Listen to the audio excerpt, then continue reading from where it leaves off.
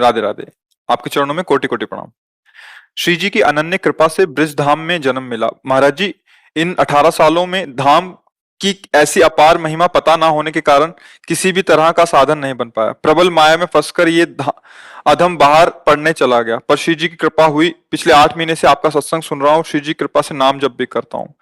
महाराज जी, कृपा करके इस मन पर शासन करें। ये सुबह ब्रह्म मुहूर्त में उठने ही नहीं देता, उससे नाम जप में पूरा नहीं हो पाता और नहीं, आपकी लगन कमजोर है बच्चा।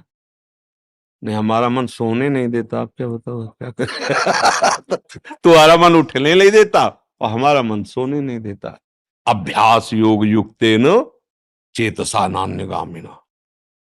जिसे शरीर बहुत क्लिष्ट रोग से युक्त है, तो जैसे डायलिसिस हुआ शाम तक, अब डायलिसिस के बाद जो हालत होती है वो ऐसी होती है जो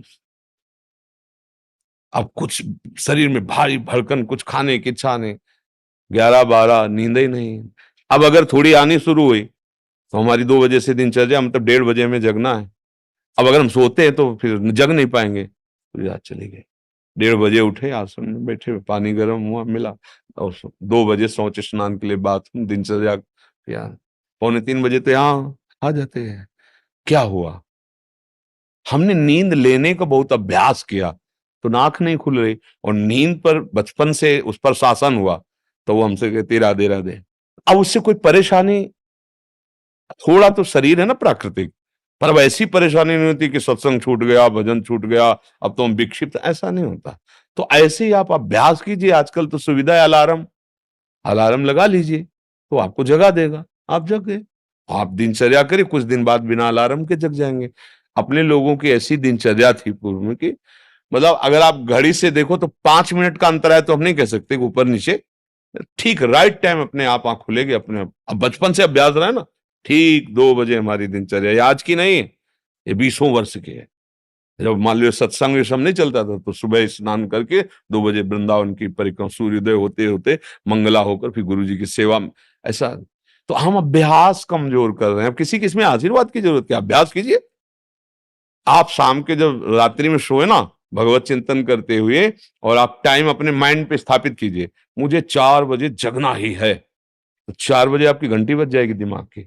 फिर आप करवट लेके सो जाए, वो आपकी बात अलग है। अगर आप सच्चा संकल्प करेंगे तो आप देखना जग जाएंगे, क्योंकि अंदर ही भगवान बैठे हुए हैं।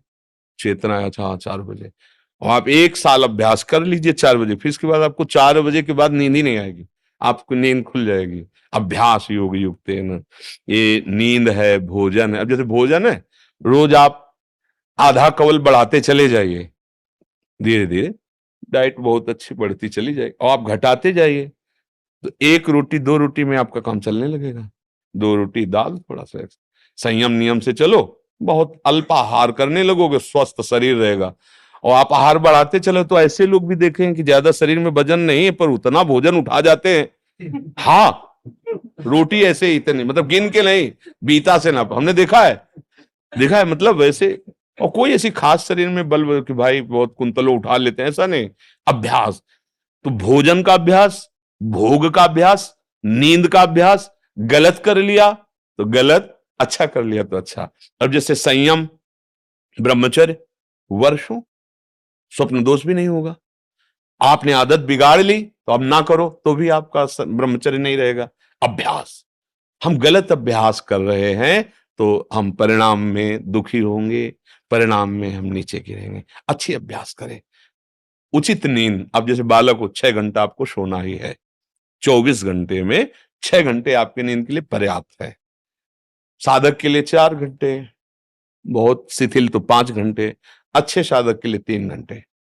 3 घंटे में 24 घंटे की खुराक बिल्कुल फिट हो जाएगी इंद्रियों में।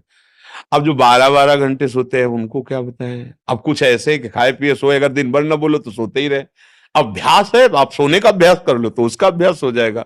अभ्यास है बच्चा, अभ्यास ठीक कर लो तो आपकी दिनचर्या ठीक हो जाएगी। ऐसा महाराज जी, इसी विषय को और एक तो प्रश्न आते हैं कि जो रात को लेट नौकरी से आते हैं, फिर महाराज जी वो सुबह थोड़ा सा लेट उठ सकते हैं महाराज जी?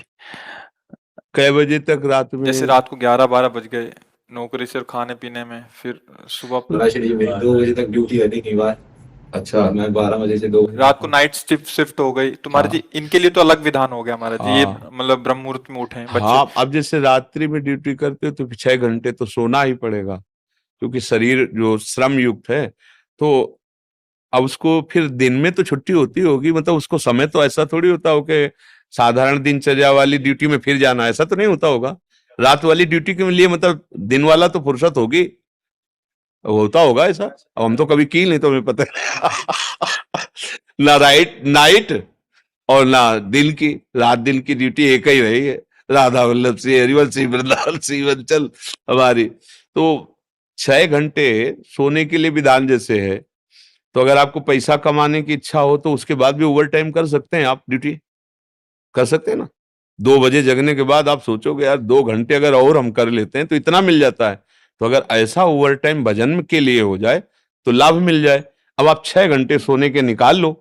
अगर आपको ऐसा लगता है 2 बजे आए, अपना जो दिनचर्या सो गए, फिर जब जगो तो भजन वो आपके लिए प्रातः काल वही हुआ जब उठ के भजन करें। जब वही जागे तभी समझ लो प्रातःकालीन। फिर आप वही दिनचर्या करो जो प्रातःकालीन दिनचर्या चाहिए। और जी अगर 8 से 2 तक ड्यूटी है रात को, तो हम आपकी कृपा से नाम जप नाम जप नाम जप एक भी क्षण उसमें जाने नहीं देते। हाँ ठीक और जब बहुत सोते हैं बहुत उस हाँ। स्वप्न में भी हमें सिर्फ कीर्तन ही दिखाई देता है, और जब उठते हैं तो यार पहला बहुत ऊंची स्थिति है ऐसी तो। और जागृत में हर समय प्रभु का चिंतन चलने लगे तो बहुत ऊंची स्थिति है। पर मनी राम को देखते रहना, बहुत कलाबाज हैं, बहुत कलाकार हैं।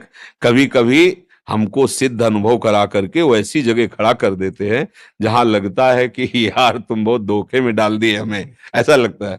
अपने लोग क्या है ना कि इसके साथ बहुत खेल करे हैं, युद्ध, तो इसकी हर हरकत को पता है। जिस समय बच्चा ऐसी स्थिति आ जाएगी कि आप जो बोले ना, जैसे जब स्थिति आ जाएगी तो आप बच्चा बोल नहीं पाओगे ये बात। जैसे करोड़ रुपया तुम्हारी जेब में रखे हो, तो एक हाथ चुपचाप ऐसे रहेगा और कोई कहेगा क्या बात है, कुछ नहीं वो खुजला रहा था इसलिए ऐसे कर रहा। आप ये नहीं बता सकते कि 1 करोड़ यहां है। अगर नाम जब चलने लगा, ऐसी स्थिति आने लगी, तो इतना आप भयभीत हो जाएंगे बताने में, आप कह नहीं पाएंगे। और आपको ये अनुभव होगा कि जैसे भजन होना चाहिए हो नहीं रहा। प्रभु मुझ नीच पर कब ऐसी कृपा होगी कि मेरा ऐसा भजन हो जाए। अभी क्या है, कृपा से हो रहा है, वो अहंकार में स्वीकृति हो रही है, इसलिए टिकाऊ बात नहीं बच्चा। भजन करने वालों के हृदय में ऐसी भजन की भूख पैदा होती है कि रात दिन करने पर भी उन्हें रोना आता है कि प्रभु कब मुझसे ऐसा भजन होगा जैसा संतों ने किया, और रात दिन भजन कर रहे हैं। समझ रहे हो ना बच्चा, यहां आए हो ना, बहुत कृपा पात्र हो।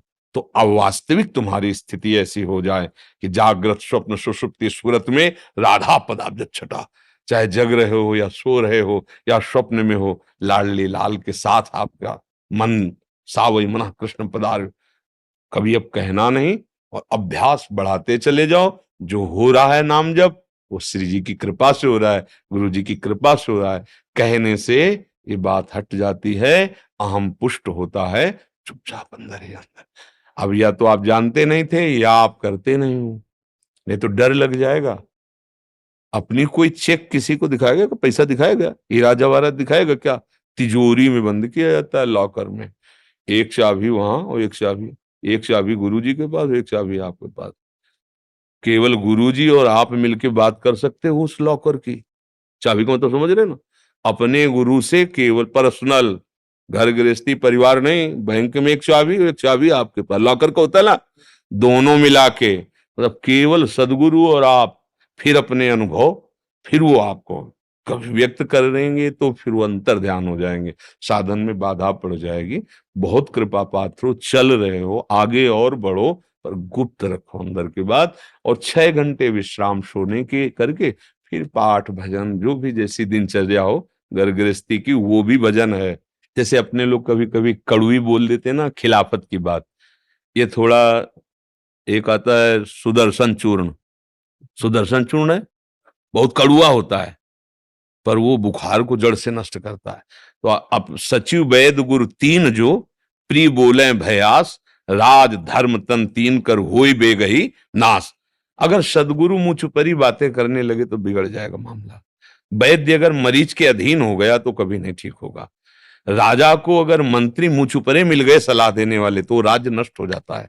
इसलिए जैसे अपने लोग हैं ना, तो आप हमारे मित्र हैं, आप हमारे बच्चे हैं, आप हमारी आत्मा हैं। जैसे भी भाव से, व्यवहारिक भाव से भी, परमार्थिक भाव से आपको वास्तविक मार्ग मिल जाए, आप वास्तविक सुख में पहुंचे।